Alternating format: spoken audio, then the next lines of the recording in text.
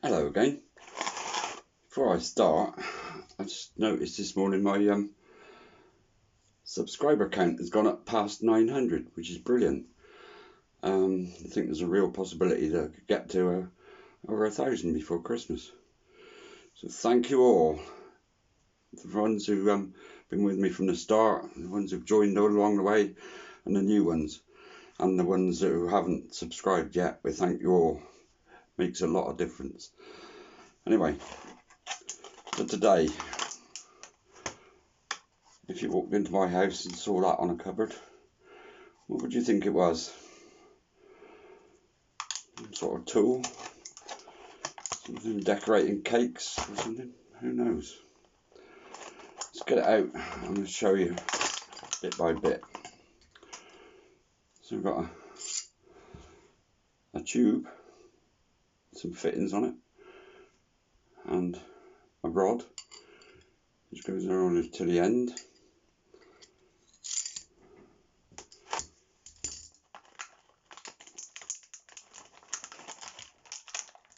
This bit here, which feels like solid, that obviously fits in that end.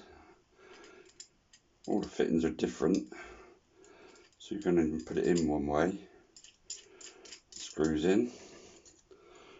So I'm guessing that's a handle. You've got this thing which is hollow. Obviously goes on there.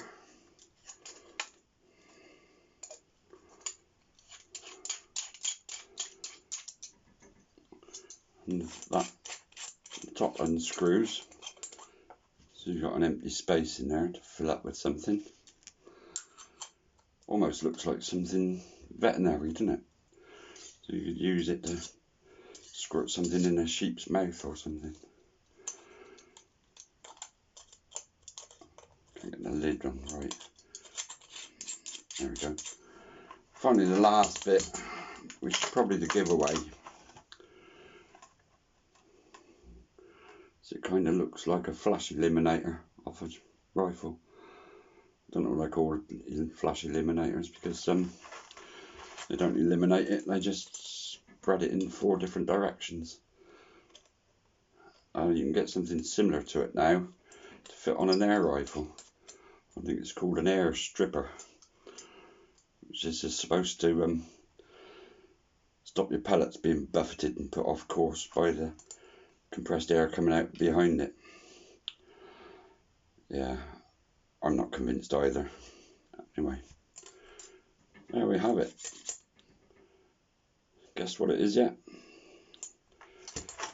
It comes in a little packet of like airsoft BBs. So it's basically an airsoft zip gun. Now, if you don't know what a zip gun is, don't go looking it up, because you'll end up on the government anti-terrorist watch list. And if they're watching you, they're taking the eyes off people they should be watching. Anyway,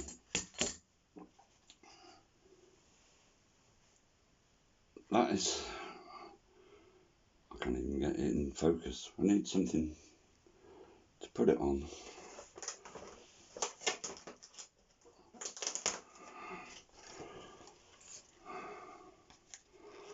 No. There's a sticky bit there. So that is one of the BBs, and it feels quite soft, but if I put it on the table and squish it down, it doesn't squish at all. And this is an ordinary airsoft BB next to it, so it's about the same size. But if I take that out, put the blue one in, which is what it comes with, it just fits in there nicely. And you can push it right to the end, and it doesn't come out. It's sort of jammed into the end of the barrel there. So how does that work? The ordinary airsoft BB doesn't fit, and it won't squish in. I probably could hammer it in, but then I'd have to hammer it out again. So you pour the rest of the BBs into this little hopper or container.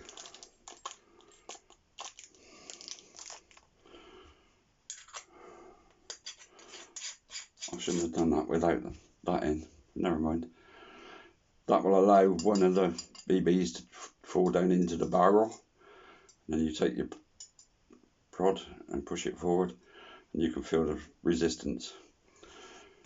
Now, I would usually take you outside and show you how it fires, but you wouldn't see it go. And I've forgotten something, so I'm going to pause you a moment. I've forgotten the empty Frosties box to fire it into, because I'm not taking you outside. As you can see, that's pushing up against there. So that BB that's fallen down from the hopper into the barrel, that now becomes the piston to fire that one out. So I'm just going to fire it straight into the Frosties box. And it didn't penetrate it. It bounced back, went over there. I'll have to hoover that up by Christmas. Did you hear the sound?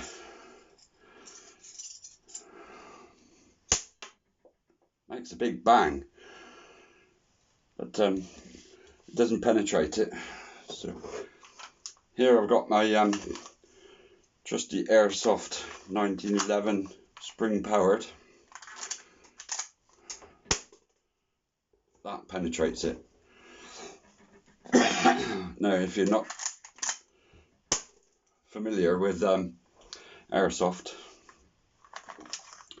they're made to fire these little 6mm spherical pellets, which are called BBs, which is short for ball bearings, but they're obviously not ball bearings. Usually made so they've got a power of less than 1 foot-pound, which means they can be classed legally as a toy. But on the other side of the legal system, they're classed as an imitation firearm, or in this case, because there's no orange bits on it and it's got a working slide, that would be a realistic imitation firearm. People buy them and join clubs and go out into the woods and shoot each other with them. If I said it was a bit like paintball, it would really upset the airsoft community, so I won't say it. Obviously, if you go out and commit a misdemeanor or something with one, the penalties are nearly the same as if it was a firearm, and I've got no real arguments with that, except it's really easy to break the law with that. You only got to get your pellet to go into next door's garden, and you've committed an offence if you haven't got his written permission. So if you and your neighbours are going to have an airsoft battle, you've got to get each other's written permission first. Otherwise you're all committing an offence. I don't know whether that extends to Nerf guns or not, but I wouldn't be surprised. There's a lot more to say about that and on the legal side of it, but I won't do it today. We'll go back to this strange looking thing. So it's inherently inaccurate. It's low powered because it won't even penetrate the cardboard box, and it uses pellets that you probably can't get from anywhere. So and I can't see any situation where I would find a use for this, and I can't see why anybody would want one, but I've got one, and it's weird and quirky and interesting, and that makes me happy. So and it's given me how many minutes of watch time? I can't see. 9 minutes. Flipping heck. If you're still watching, thank you very much. I'd give you a thumbs up.